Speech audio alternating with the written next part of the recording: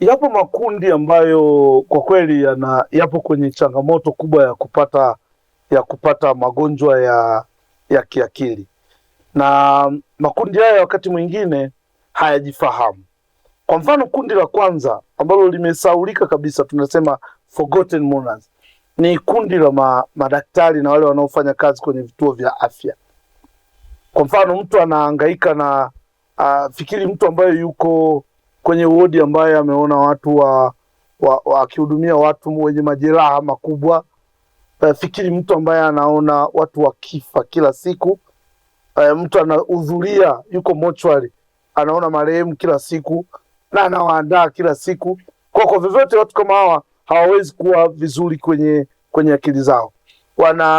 Wanatakiwa wawe na nafasi sana ya kupewa muda wa kupumzika na muda wa kupata ile tunasema relaxation, kwa maana kwamba hizi occasions za mapumziko zinatakiwa kuwa nyingi sana kwao, lakini pia wanatakiwa kujua kwamba ni sehemu ya kazi yao. Yani hawa watu hawako kwenye nafasi ya kulaumiwa sana, wanatakiwa kupewa mapumziko, hata namna ya kuzungumza nao. Lakini wengine, kwa mfano, unakuta watu wengine ni kama jeshi la polisi. Polisi wamekuwa tuchukulie kile kikosi ambacho wanahusika na mambo ya upelelezi, sio? Wakati mwingine tumewakuta wakienda wakifukua maiti, wakitoa mtu akiwa amekufa mahali haeleweki, tunawategemea wao ndio waje watoe mwili pale kupeleka mahali.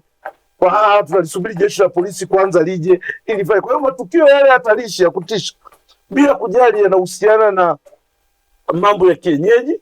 Kwa mfano, uchawi, ushirikina, mchawi kashikwa, watu wanashindwa kugusa vitu vyake, lakini askari akija atashika.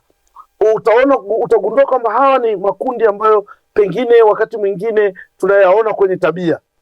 Wanaweza wakaingia kwenye uraibu wa matumizi labda ya madawa ya kulevya, wasipoangaliwa vizuri, wasiposaidiwa, wanaweza wakajikuta wanaingia kwenye kuwa watu wenye hasira, wanaweza kujikuta wanaingia kuwa watu ambao hawajali chochote. Kwa nini? Kwa sababu ya aina ya kazi wanazozifanya. Kwa mfano, ukiangalia kwa jeshi la polisi, hakuna kitu kizuri ambacho kimeingia ndani ya jeshi la polisi kama kile kitu tunaita polisi jamii. Imewatengenezea mazingira ya kujizingirisha na mazingira mengine. Ile inaleta uponyaji kwenye akili zao, kwa maana kwamba sasa wanaweza kuondoka kwenye ile tatizo kule la kuwa kama watu waliosahaulika, wanaingia kama watu wanaokumbukwa kwa mambo ambayo wanayohusiana nayo na jamii. Lakini wakati mwingine kwenye makundi haya makundi ya watu wa namna hii, tusiwasahau watu wanaofanya kazi kwenye mahakama. Wakati mwingine watu wameingia kwenye makosa, lakini baadaye wamewaona watu hawa walioko mahakamani ndio changamoto. Nisingefungwa bila hakimu fulani, nisingefungwa bila wakili fulani. Wakati fulani wameingia kwenye changamoto kwa sababu ya wamejikuta kwenye lawama, wamejikuta wakishushiwa mzigo ambao pengine hawakustahili, ni kwa sababu tu ya aina ya kazi wanayoifanya. Yaani ni mfano wa makundi ambayo yamesahaulika. Nirudi kwenye kundi kwa mfano la majeshi. Utaona wakati fulani kwa mujibu wa mahusiano yetu na mataifa mengine, labda wametakiwa kwenda kutoa msaada kwenye nchi fulani. Chukulia labda wametoka hapa wameenda Somalia, au wametoka hapa wameenda Kongo, sio?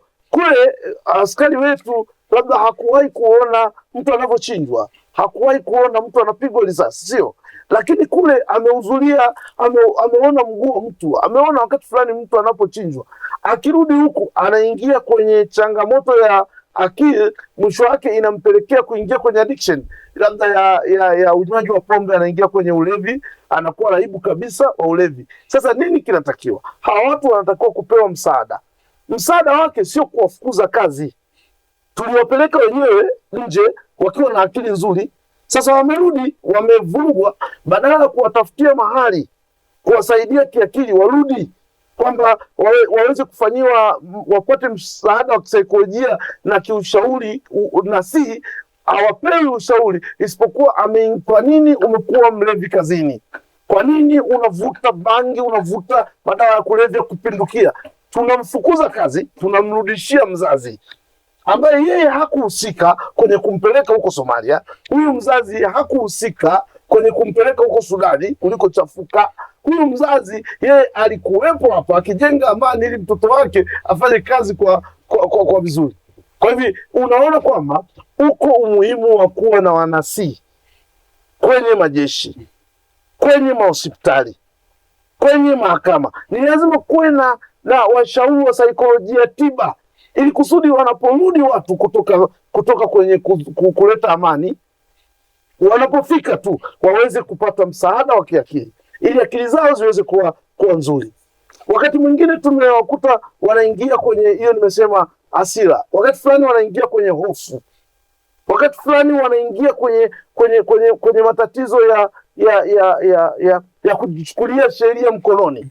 Wanaweza akapiga mkewe, akapiga mtoto, mpaka kufikia level hata ya kuua, kuleta ulemavu. Kwa nini? Kwa sababu hajaondolewa hali ya hasira iliyopandikizwa wakati anaondoka. Kama vile tunapowaondoa kwa bendera, kwa kwamba ni mashujaa, tunawarudishaje? Lazima tuwarudishe katika morali ya kuwarudisha pia kwenye akili zao za kawaida, ili wabaki kama makundi yaliyosaulika. Kusaulika maana yake ni kusaulika kupewa huduma za kisaikolojia, na wakati mwingine sio huduma tu za kisaikolojia, mpaka za kiakili, mpaka za kibiolojia. Kwa wanatakiwa wapate mpaka msaada wa kila aina, msaada wa kijamii, msaada wa kisaikolojia, msaada wa kibiolojia, msaada wa kijamii, socially wapewe msaada. Kwa msaada unatakiwa katika kila engo. Sasa hawapewi msaada katika maeneo haya yote, ndio maana tunasema haya ni makundi yaliyosaulika. Sasa viongozi wale wakubwa walioko kwenye maeneo hayo ni lazima pia wawe na mchango wa kuwasaidia. Unapomfukuza kazi mtu, jana ulimtuma tunaenda kutuliza ghasia, kapige wale watu, leo unamwambia kwamba wewe ni mlevi, ondoka. Unajua ile ya kupiga mtu ilimwathiri kiakili kiasi gani? Maana yake una nafasi ya kumtengeneza sasa ili arudi kwenye hali ya kawaida, kwa sababu yeye sio chuma, yeye sio mashine, yeye ni binadamu. Akili ya askari, ya hakimu, akili ya daktari inaweza kuharibika kama vile akili ya mtu yeyote inavyoweza kuharibika. So far ni binadamu.